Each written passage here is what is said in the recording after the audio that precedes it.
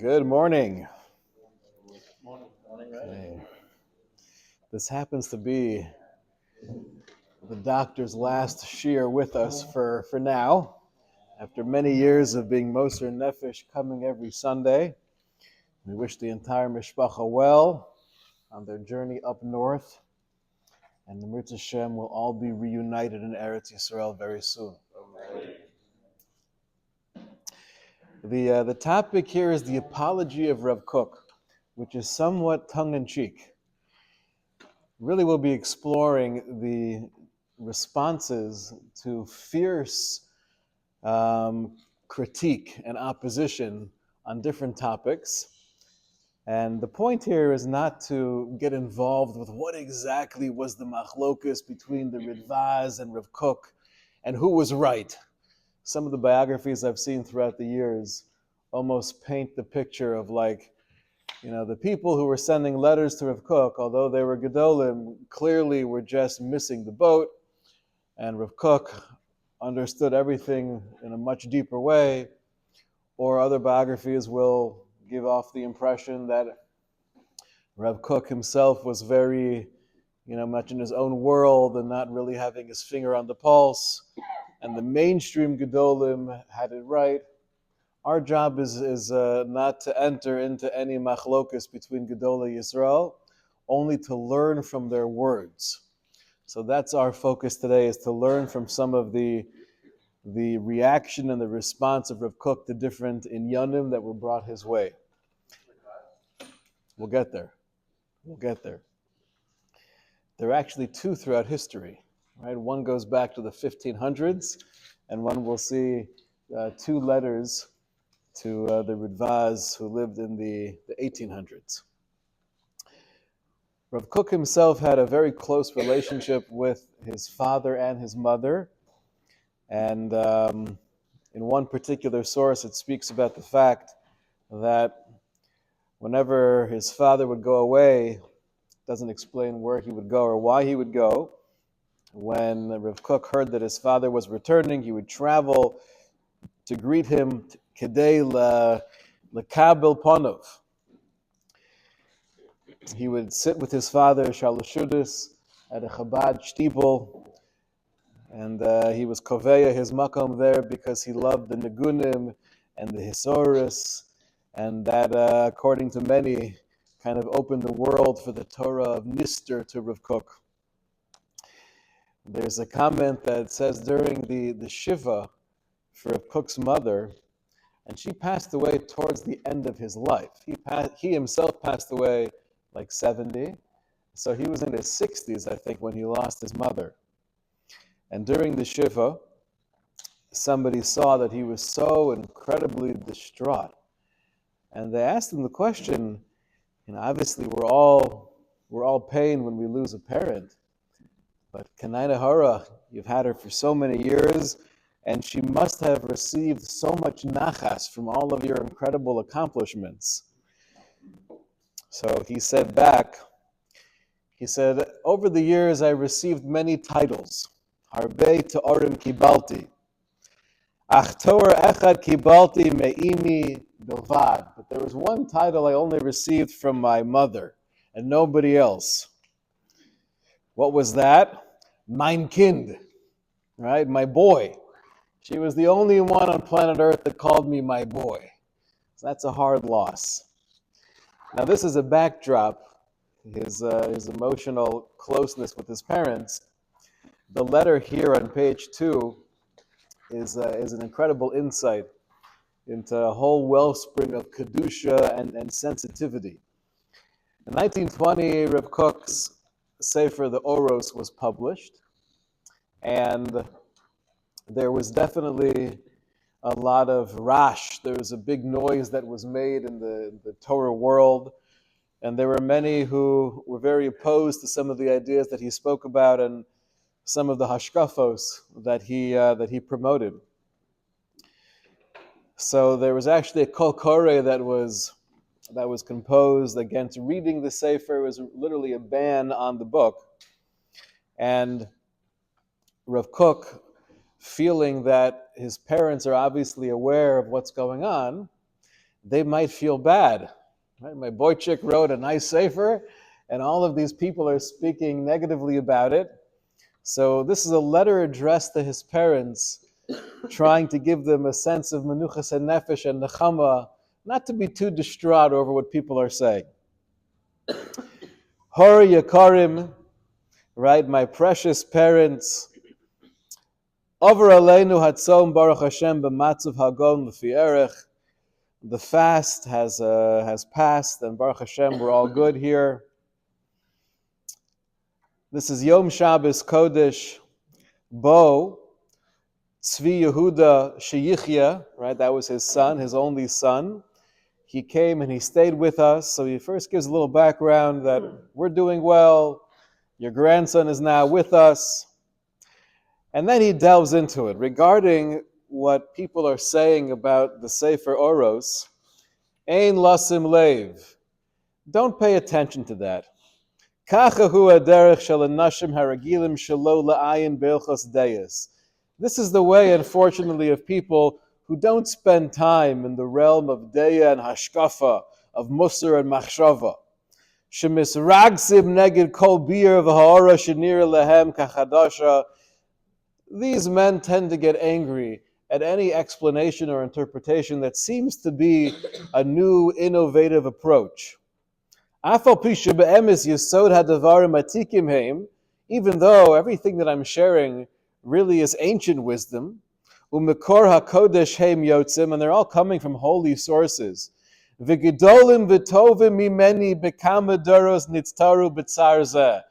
should know, though, this suffering that I'm going through is nothing unique to me. There have been many greater people in earlier generations that went through similar troubles.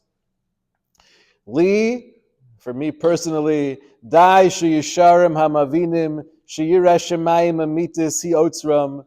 As long as there are some people who are real, genuine, ovdei Hashem, heim yisbos b'devarim shani choshev l'toeles klalis v'tovas ruchnias gedola l'farseim l'pa'amim. I think there's definitely a group of people out there who appreciate some of these ideas and who could be transformed by them. And it's for that small group, perhaps, I published the Sefer. Now, one question we had last week, Rabbi Safran asked the question when we saw the piece together in his Sefer Ikvei Tzon. The way that Rav Kook writes, he doesn't quote any Makoros. Right? It's almost just like this ongoing poetry of ideas. And theoretically, right, there could be less pushback and opposition if, as you're sharing hashkafa, you also explain, this idea you can really see from the Medrash Rabbah and Eicha, and this concept is really built out from the Zohar, and this idea is a Beferish Maral in 5 different places, then it gives you more authority. Right? So any one of us who would be sharing a hashkafa with the world, we would do so by quoting the Makoros. So why didn't he quote the sources? And here in this letter, he really gives an insight into that. He says, Levayer es Makoros ein toelis. To explain the sources, there wouldn't be much of a benefit.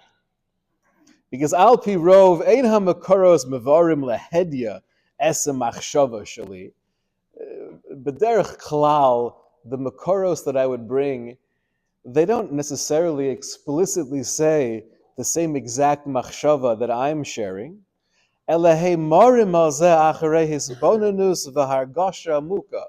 But rather, it's through really contemplating and allowing that chachmas haTorah to be absorbed through hargasha amuka, not just an intellectual depth, but an emotional depth. Only through that can you really derive the concept. Ve'ela hanergonim o afilu tamime lev shelo hurgulu berayonos kela, and those who have an agenda against me, or those who are just pure neshamos who have a hard time with some of these contexts, lo yikablu es hatotzos gam kishayir lehem hamakor shemimenu hadavarim novim. They won't be ready or willing or able to accept the sources and to see how what I'm sharing derives from those makoros. And therefore he concludes the letter to his parents as follows. Ma'od uvakesh michvodchem horei hayikarim.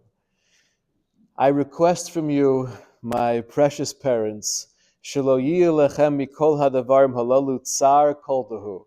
Whatever you're hearing or reading about me, about the Sefer, please don't allow that to cause you any pain. Zos hi hachova shel avodas hakodesh, avodas Hashem, asher chosamo emes. This is what avodas Hashem is.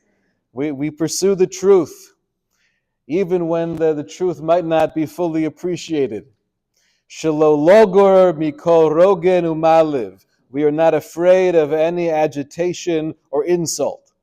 Va'ani eini misroim klal aleim. And now this is an interesting insight into his own feelings about all of this opposition.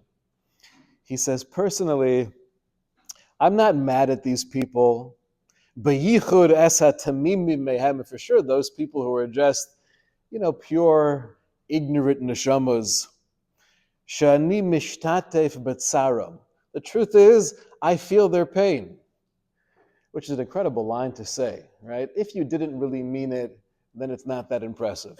But assuming he actually means it, that those people who are feeling pain by that which I published, I feel their pain because I don't want them to go through that kind of suffering, even though I think they're off base and small-minded. I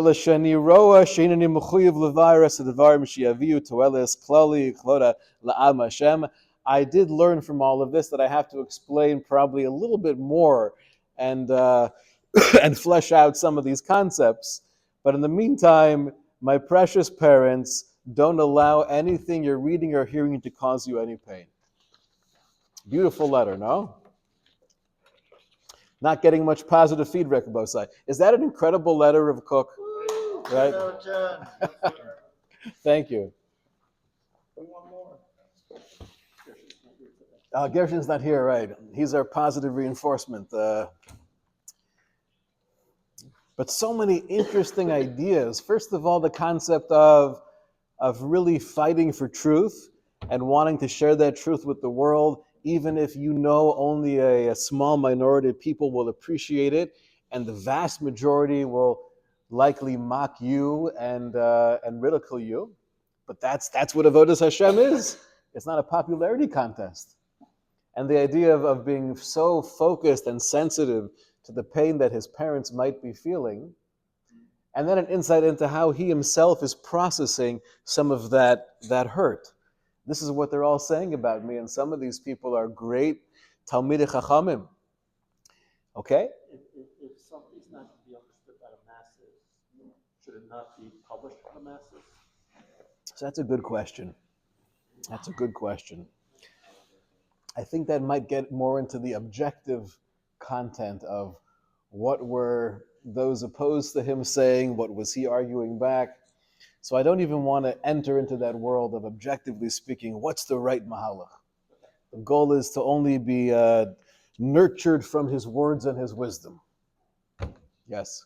His Torah, when he says it's hisponenus v'hergasha amuka, is that what is that? Like, if all his Torah is, what does that mean? So it's a good question. We're going to get more into that as we see some of the other letters.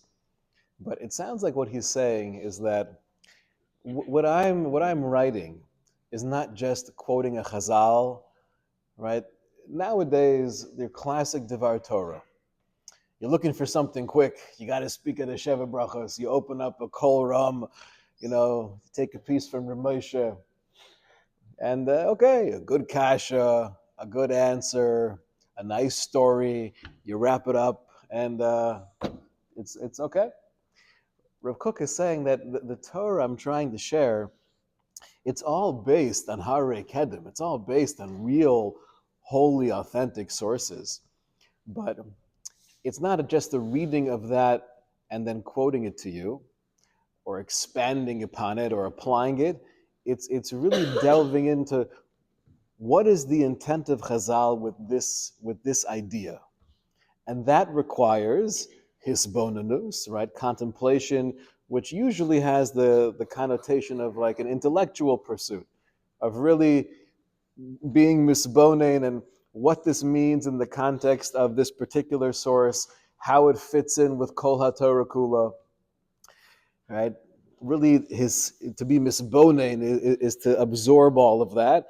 And then he adds in something much more subtle, which is Hargasha Amuka, with a deep emotional, it's almost like tapping into the music of the Torah. Okay? We're going to see more on this subject, though. This next letter is just a year later, 1929, a letter he writes to his son, Tzvi Yehuda, also on the subject of some of the opposition that was out there regarding the Sefer Oros.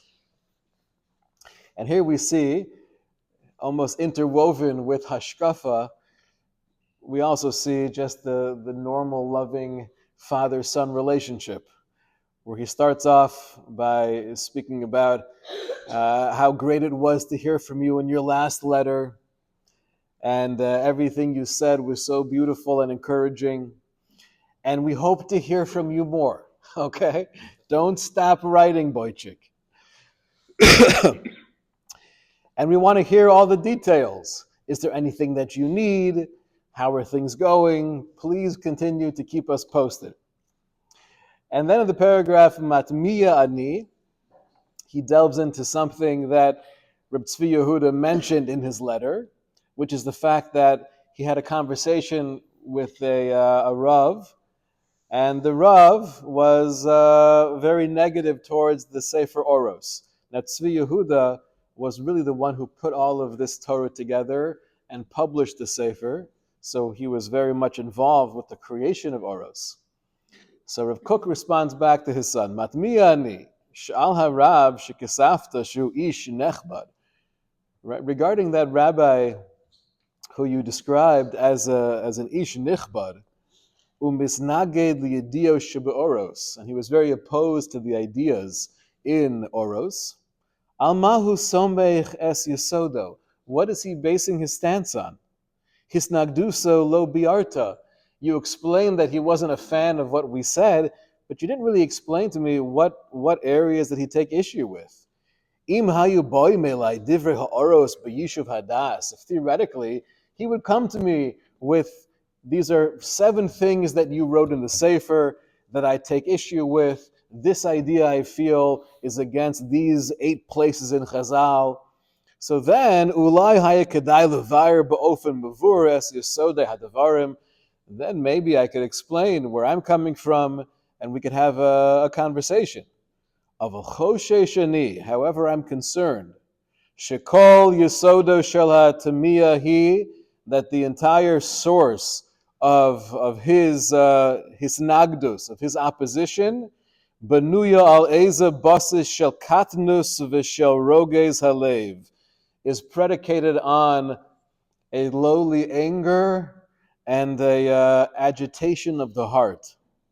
Hayonkim al pirov, that's generally nourished me'eza chirus hadas b'musoge hakodesh, coming from a place of a lack of his own clarity in lofty concepts. Theoretically, I could try to explain everything, but you should know mehadavara me'avoda kosha alai levirus omika machshava b'safa rura. It's very hard for me in the written word to explain the depth of machshava, ubefrat sha'acher kol habiurim, especially in a case where after all of my explanation, ikorun shel devarim heinam omdim lamala mehakara. A lot of what I'm saying is slightly above your classic recognition of what the sources might be saying. V'nismochim l'mayin hashira ve'amuna elyona. And the ideas are based on the wellspring of song and higher levels of amuna, asher heim sod yesharim. Translation. So if there was somebody out there who was really sincerely being mevakesh emes, and he wanted to understand different strange ideas that I was talking about, I would be more than happy to have a real conversation, a Torah conversation. You ask me a question, you bring a stira, and I try to respond to the best that I can. But if it's someone who's coming from a place of negativity or just this anger and this small-mindedness, it's very hard to get someone on board when you're coming with that mindset. Because bichlal, these ideas are hard to explain. But here again, we have this little insight into the mahalach of Rav Kook, at least in Hashkafa, where we saw in the previous letter, it's looking at the sources behisbonenis and with hargosha amuka. And here we have this terminology of analyzing the Torah in a way that's somewhat lamala mehakora, based on the wellspring of Shiur of Emuna Elyona. Right, imagine if I said a chiddush and somebody asked me a kasha. Isn't that keneged, the hashkafa of Rav Shach and other Gedolei Yisrael? And the answer would be, it sounds like it, but it's based on the Mayan Hashira, Ve'emuna Elyona. That wouldn't go too far. So it's hard to know exactly what he's referring to, but we're getting a little bit of that sense that there's a lot going on within the ideas and the machshava and the hashkafa of Rav Kook. We see the personality of, I'd be more than happy to explain it to anyone who wants to hear what I have to say. But sometimes, although you might be asking a question, it's really a statement with a question mark at the end. And I'm not obligated to answer statements, only questions. So that was the letter to his parents and the letter to his son regarding his response to some of the opposition. Now, we transition to a letter. This is going back in time in 1909. This is one of many letters, a correspondence he had back and forth with Yaakov David Wilofsky, known as the Ridvaz.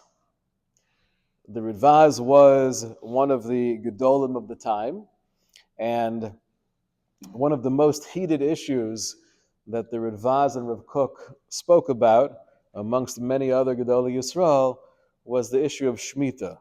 You have a new Yishuv in Eretz Yisrael, you have impoverished farmers just trying to stay alive, and now you have the Shaila of how do we observe Shemitah?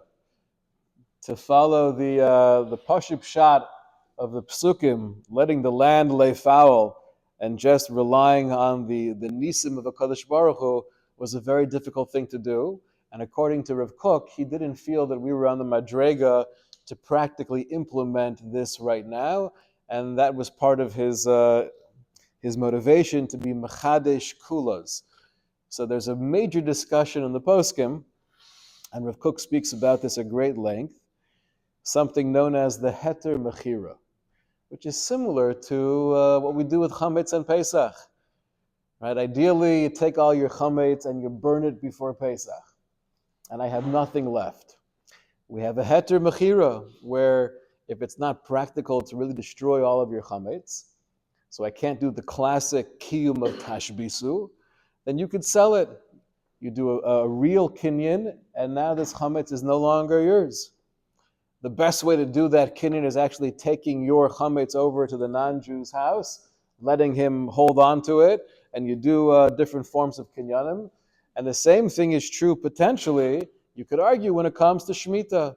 If you sell the land, where the land is no longer officially belonging to you, so then the halachas of Shemitah would not apply. And that was a major shaila of, can you really do a heter mechira? Why not is a good question, and that's based on a massive sugya. I'll tell you one thing, it's far from pashut. But it was based on this. That's the backdrop to these letters between the Ridvaz and Rav Kook. So take a look here. This is the bottom of page 3. The Ridvaz sent a kuntris on these halachos to Rav Kook, and Rav Kook responds, Michtav kodsho im a kuntris a yoker hegianu ke'es mamish. What's so beautiful about these letters back and forth, in both directions, is the incredible kavod that they demonstrated to each other, although they argued vehemently. So I read your beautiful kuntris, v'devarim hatahorim hayalila melach al pitzei levavi. You should know your words, your pure words were like pouring salt on the wounds of my heart. Asher lo zoru v'lo chovshu, the wounds that have not been healed. V'Hashem yisbarach yodea kol talumos, raku yodea es levavi hamar, agorol mitzvahs hashviyas. HaKadosh Baruch Hu knows my pain regarding the mitzvah of Shviyas, that unfortunately we're not able to be Mekayim b'shlei Musa. Asher b'chol levavi v'nafshi b'chol chayi ruchi v'nishmasi hineni mishtokek v'tzoma l'chozku l'achzir atar liyoshna.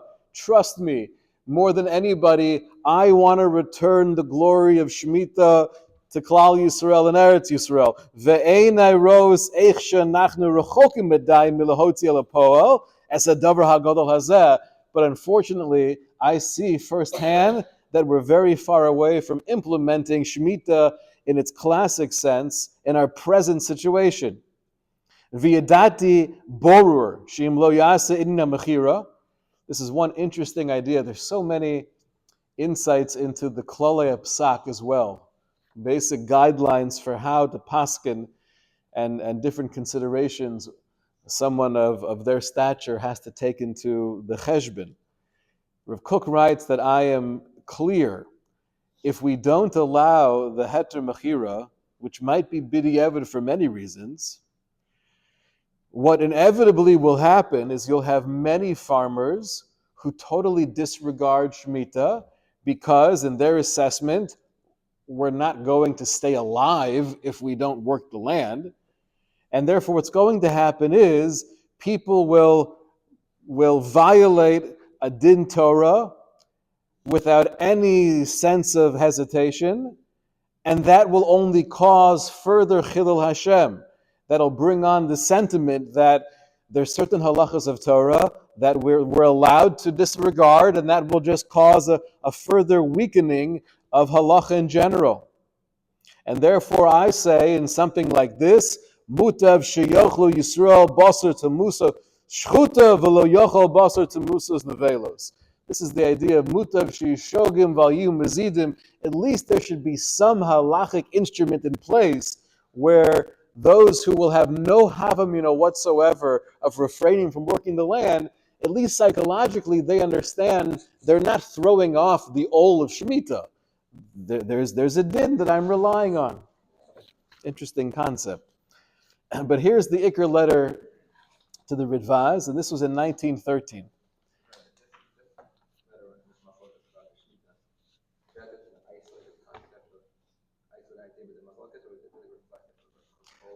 Oh, so Rabbi Goldstein is asking a very insightful question. Is this an isolated machlokus? You have a debate. Is a heter mechira valid for Shemitah or not? Or is it more of a reflection of a broader machlokus and worldview? And the answer is the latter. And that's not based on conjecture, that's based on this next letter, where it's clear the different considerations that Rav Kook was formulating was based on overall hashkafas hachayim. The reason why this date, 1913, in the next letter is significant, the Ridvaz was 20 years older than Rav Kook. Right? Rav Kook was born in 1865. The Ridvaz was born in 1845. The Ridvaz passed away in 1913. So this letter that Rav Kook is writing is the last year of the Ridvaz's life. Rav Kook himself was 48 at the time. The Ridvaz was 68. So it's somewhat beautiful that there's like this sense of reconciliation and mutual love and respect that's being shared in these letters right before the Ridvaz passes away. So we're on the top of page 4. Your letter arrived to me, and you should know that I don't have Idan Rischa. That's paraphrasing the Gemara in Menachos. I don't have times where I'm angry and therefore I have to wait to respond. These conversations don't make me angry, and therefore I'll respond immediately below Dechiyas Zman. He starts off, Temahani ma'od eich yivtzu divrei es libo hatahor. Sheharazu, I'm skipping around here. Sheharazu hirak harasha. I can't believe that you would insinuate that somehow my psak and the heter mechira is coming from a lack of chashivas and appreciation for the mitzvah of Shemitah. Whatever I'm saying is coming from a hora shah. This is a real shasad chak situation. Ki chalila lahafkia mitzvah gadola v'klalis kedushas hashmita. God forbid we should uproot a mitzvah like the mitzvah of Shemitah below hechrich gadol hanogea ad hanefesh b'chaye nefesh mamish, without a real forcing svara, namely pikuach nefesh, that people should not die chas v'shalom berov nefashos rabos me'ein avoda michya. V'sheyesh yecholis below sakana in the future, Mitzvah Shem, that future should be soon, when we could do Shemitah b'shleimusa in its authentic sense without having to rely on chedushim lekula, l'kayim es hashviyas, then chalila v'chalila l'shaleach yad b'kodesh. Chas v'shalom, we would never intervene in preventing the mitzvah. Ve'eich yomer alai shani rotza chas v'shalom lakar es hashmita. I can't believe you said such a line that somehow I want to uproot the mitzvah of Shemitah. Skipping down further. Im yilanu yecholis l'kayim es hashmita kamamora harevada zechinu b'chelik tov. Ve'im chas v'shalom yiyeh hechrach gorim niyeh muchrachim lismuch al heter hafkah. If anyone can be Mekayim Shemitah in its proper sense, I encourage them wholeheartedly to do so and not to rely on the heter mechira.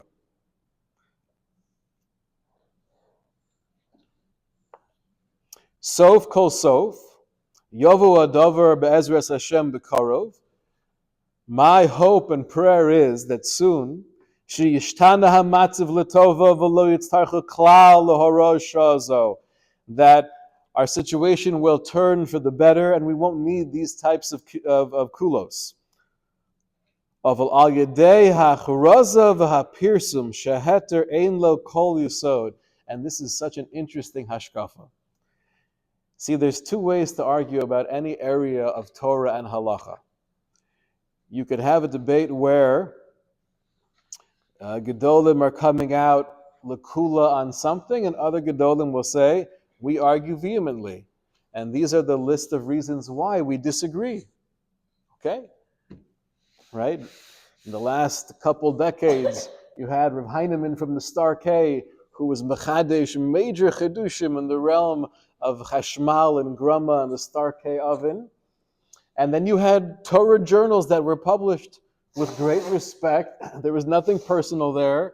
And many Gedolei Yisrael, including Rav Belsky and Rav Shlomo Miller and others, were vehemently opposed to those chedushim.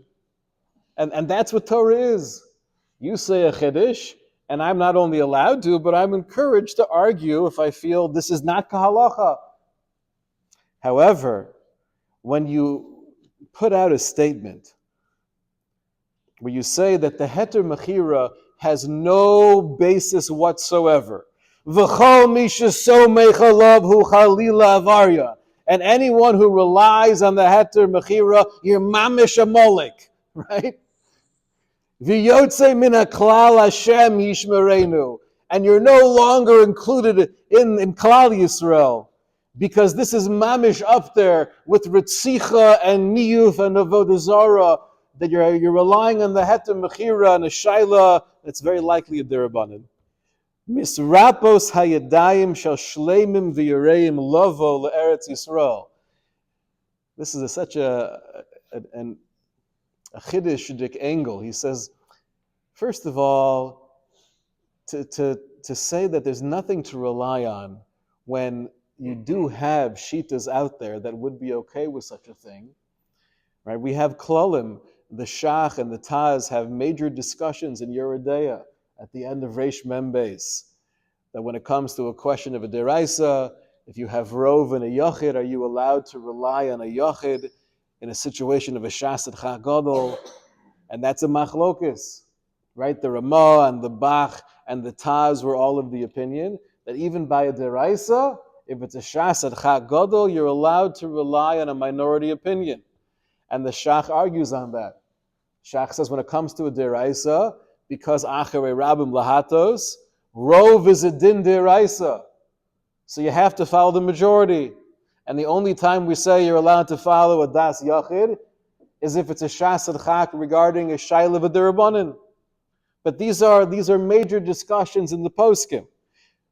To put out some kind of proclamation, though, that what you're doing has no source whatsoever, and those of you in Klal Yisrael who are mekel are a bunch of sinners and you have no place in the Jewish people, that doesn't do good for anybody, and that prevents people from coming to Eretz Yisrael. Because now you have Yureim Charedim, you have Fruma Yidden who want to make sure they're following the halacha, and they know that once they move to Eretz Yisrael, there's not even the option of the heter mechira, so I can't make aliyah. So they would say back, so don't come. And the answer to the chora is, if you can't make it, we don't compromise on halacha. Stay in Europe, that's okay. But I think Rav Kook is arguing, if there's a solid basis, and therefore you want to argue, kol hakavod. But to present it as if it doesn't exist, that's being monea, that's preventing people from coming to Eretz Yisrael. It's not giving them all of their options. Elamai, you'll say, we have a haftacha. The Torah itself speaks about incredible nisim, so unfortunately we're not there yet. That was clear. What does it say about this other rabbi he's writing to, and he's like saying, oh man, you're like as the rabbi just put it right now, oh, you're like on the level of Avodah Zarah. What does it say about him? He's talking to Rav Kook like that. No. So he himself didn't say that.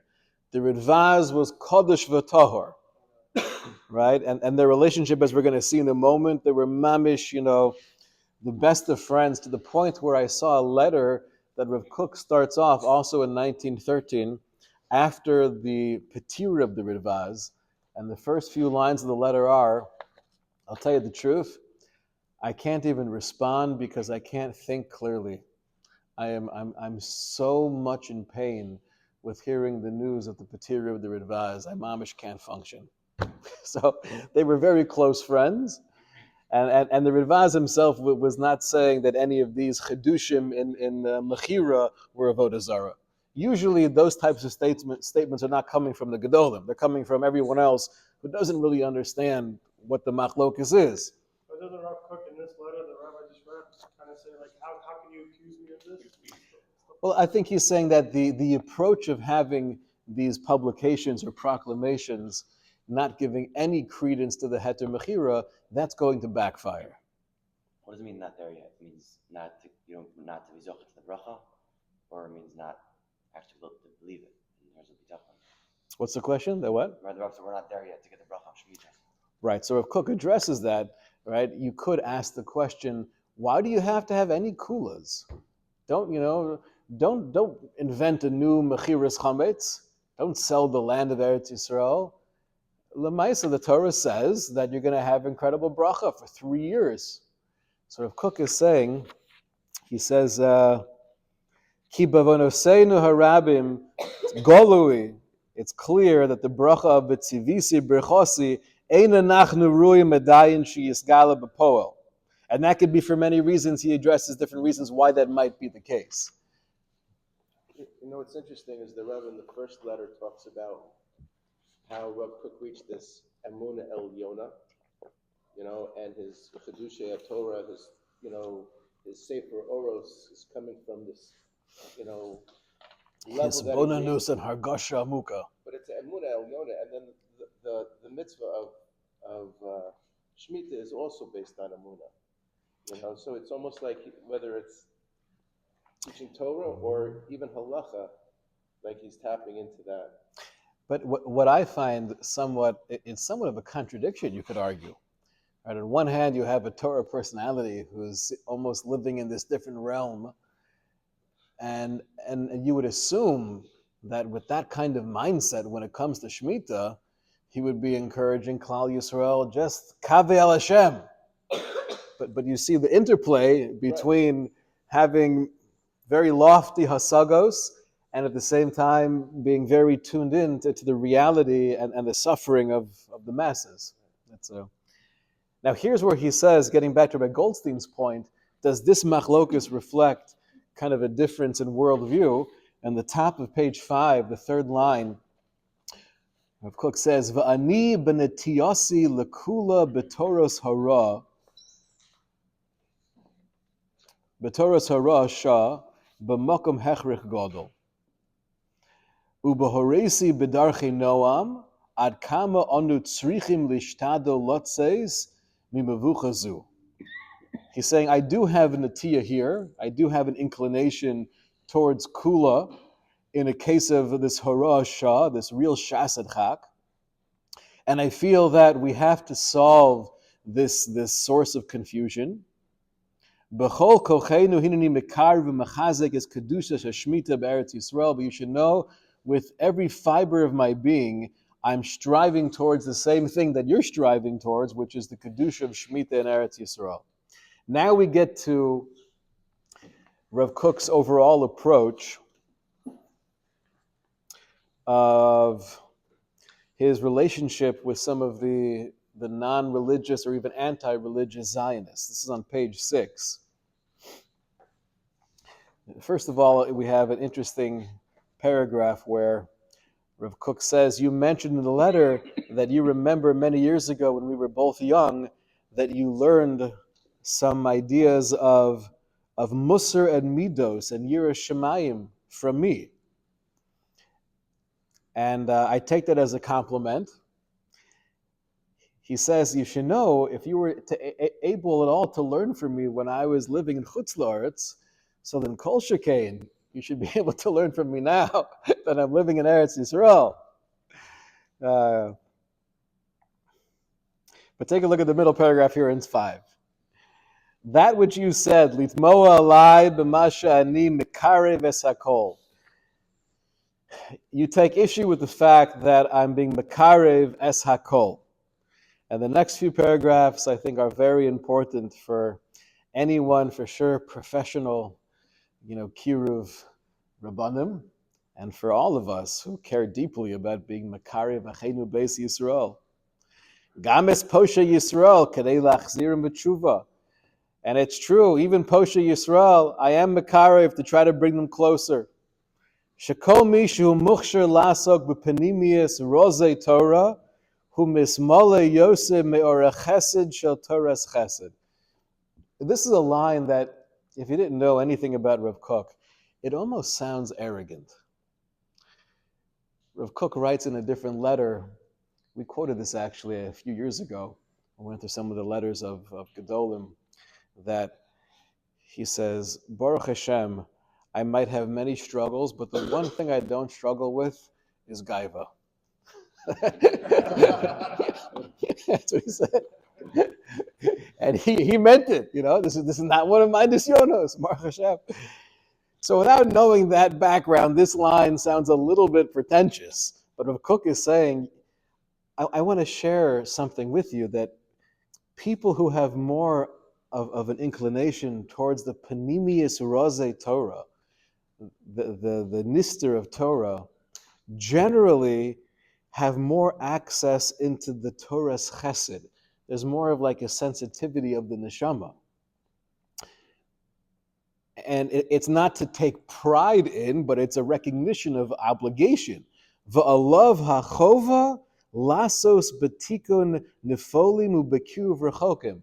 And therefore, if that is your panemius, you have more of an obligation to be osik in being makarev others because of your chush, your sensitivity for chesed. Umatza bezeh stira leberches haminim. The Ridvaz was asking a contradiction between what Rav Kook was doing, trying to be makarev rechokim, and the bracha that said in Shmona Esrei, the Birchas Haminim, that we daven that HaKadosh Baruch Hu should uproot those who are opposed to Klal Yisrael, those who are malshin against Klal Yisrael. So Yosim na libo ledevarai. This is a line that I try never to say when I'm speaking. Right? I mentioned before that I used to hear a very chashuv Rav speak, and once in a while, he would say, he had an English accent, so everything he said was incredible. But once in a while, he would say, listen closely. And at that point, I turned off. Right? That's the, don't tell me to listen closely. I'm listening. Stop it. But here Rav Kook says, listen closely. Okay? I want to tell you something. There are two ideas. Shnei devarim ikarim yeshnam shehem yachad bonim kedushas Yisrael. There are two concepts that together build the kedusha of Klal Yisrael. One is segula, meaning the teva hakedusha shebenishmas Yisrael meyerushas avos. This intrinsic sanctity that we have as the fabric of the neshama, that we have through the Yerusha of our ancestors. That's the segula. The second is bechira. Bechira means the choices that we make, right? The toloi b'maisa hatov b'talmud Torah. Bechira is based on knowing what's wrong, what's correct, and making those healthy, productive choices towards tov. He goes on to say that we're living in a time where the bechira element is almost non-existent. And this is what the poskim speak about, that someone who's born and raised non-religious, and the vast majority of times, even if someone's born within the frum community, within a frum family, if they are no longer on the derech, the fact that they're off the derech, we usually view them as a tinuk shenishba. It's an ones. If it's psychological, if it's emotional, if there is trauma, if there is abuse, they never had exposure to what real, genuine Torah was. In halacha, we view someone who's not from as an ones. Rav Kook is saying the same idea. And he's pointing out that regarding the bechira of what many people are doing or saying, they have very little bechira. How will Hashem judge these people? We have no idea how HaKadosh Baruch Hu would judge anybody. But what's clear is that their bechira is limited, but the segula, that intrinsic kedusha, is never diminished. This is on page 7. He says, "Bidorenu nisrabu nishamos harbe she'afal pi shehein shiflus ma'od be'inyan bechira." In our generation, we're exposed to so many different neshamos, where maybe in the realm of bechira, they're in a very low madrega, and therefore they're involved with all sorts of ideas and pursuits that may be the antithesis to Hashkafas HaTorah. Mikol makom or hasegula meir behem. But that light of the segula, of the intrinsic kedusha, is still shining with incredible radiance. V'al kain, and we see that. We see that in the fact that many of these anti-religious Zionists have a love for Eretz Yisrael. And it could be consciously, they have a whole different reason why they're attracted to building the land. But we know that it's coming from a real panemius of Kedusha. We also find that there are incredible midos tovos amongst many of these so-called anti-religious. Those midos tovos are not by coincidence. Those are also coming from the segula, that inner radiance. V'neshamos ke'elu, im yizdakek lakarev osam, mi she'ein bodeya muka shel tavias ayin ledas, lechalek ben hatzad haseguli hapanimi hakodesh shebehem, ubein hatzad habechiri hamakukol shebehem. If we're able to see past that outer shell of the bechira raw and see that inner segula, so then we're basically we're taking the rose, the shoshana, from the kotzim, from the thorns, and we have a lot of opportunity with these neshamos. I want to skip down here to the bottom of page 7. Aval ha'ikr tzarech lios halev mole ava v'kedusha v'yira elyona. Our main avoda is to have a heart filled with love and kedusha, and to try to be makarev people as best as we can. V'heim chayavim u'mushorim azeh lekarev poshim ke'elu shesegula panima yesh lehem kedei le'orer yoser v'yoser es koach hatov hatzofun behem, to awaken more and more that hidden good within them. 5 lines from the bottom of page 7. Upa'ulas chachamim lokchei nefashos. This is a line that should be said at every Kiruv seminar for Makarvim. The work of those chachamim who are lokchei nefashos, where their task in life is to try to grab onto those souls and bring them closer. Eino chozeres rekam b'shum pam. They will never come back empty-handed. The person is being mishtadel to be makari v'achenu beis Yisrael. You will never come back empty-handed. Lipa'amim puloseyem niros begalui. Sometime their efforts will be seen externally. It'll be revealed. You see, these people are coming closer, and they're shomer Shabbos and kashrus, and they're learning. And they're getting clearer hashkafas. But sometimes all you'll be able to do is enter a small seed within them. But you can have confidence they will not leave this world without doing tshuva. So you might not see it, but there's that seed that's planted, and therefore we have a haftacha, they will do tshuva.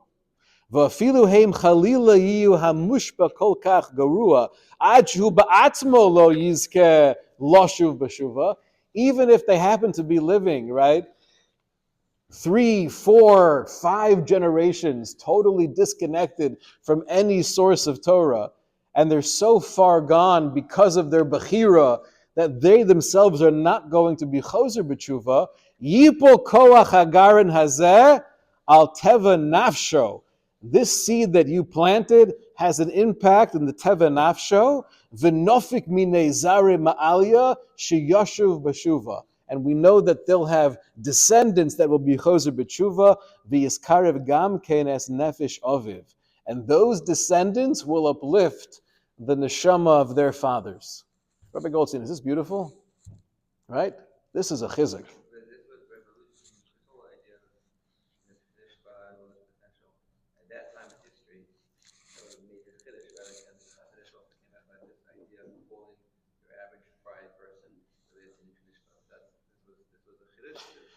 So people like to say that Rav Kook was ahead of his time. And I think that's true, but I don't love that phrase because it's almost mashma. The other Gedolim were, they were just average, and Rav Kook was ahead of his time. So, but Lemaisa, these are powerful ideas. The hour is late. I do want to end off with, let's go to page 9. He was accused of being a Zionist. He says, in my old age, you've accused me of being a Zionist. I did some quick math. He's calling himself old, right? 1913, he was born in 1865. It's not that old, right? That was at 48? So, yeah, not so old. Anyway, they're accusing me of being a Zionist. So even Joe Biden was a Zionist, right? That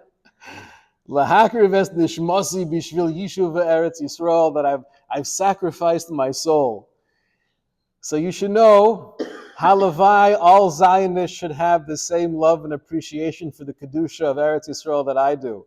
And the same reason why I love it, which is because it's Eretz Hashem, Shebachar Ba Hashem Yisbarach, V'chiva Mikol Olam Kulo.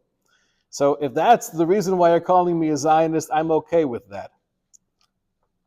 He concludes here that you should know, imiyu kol haZionists choshrim kain. If this was the thought process and the mindset of all Zionists, bevadai tiferes gedola l'chol gadol b'Yisrael l'chol gon v'tzadik lio Zionist kazeh. This would be a glorified title for any gadol b'Yisrael.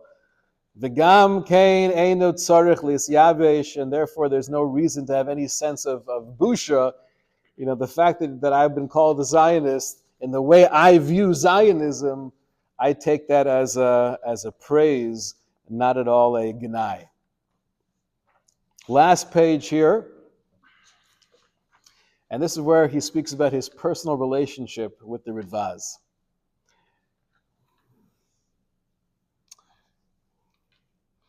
You mentioned that when you were speaking harsh words to me, that you felt bad because it probably caused me some level of pain. But you should know that I feel, just as you've mentioned, that our entire conversation is purely l'shem shemayim, and therefore I encourage you with your harsh critique.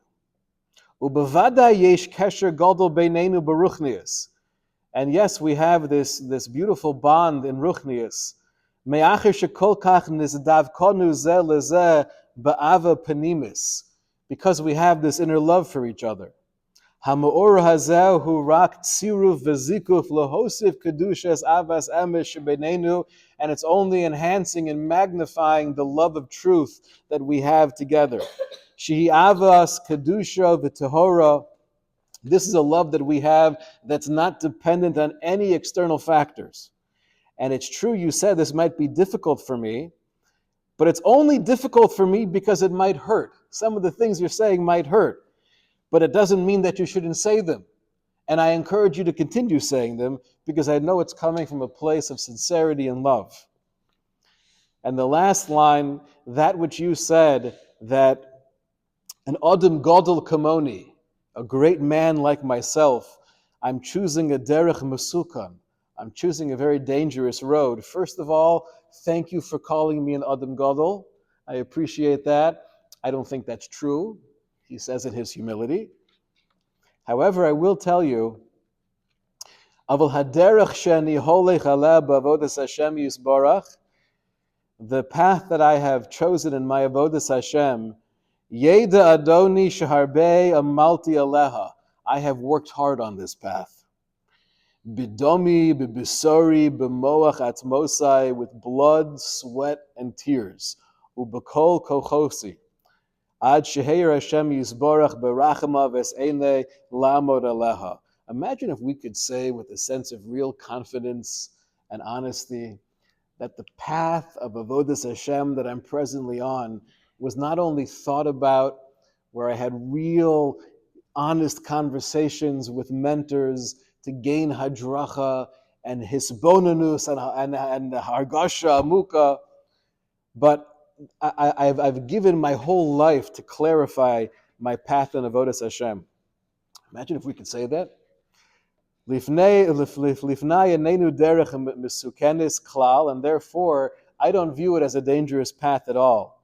But derech hakodesh yikarela, I'd rather refer to it as a holy path.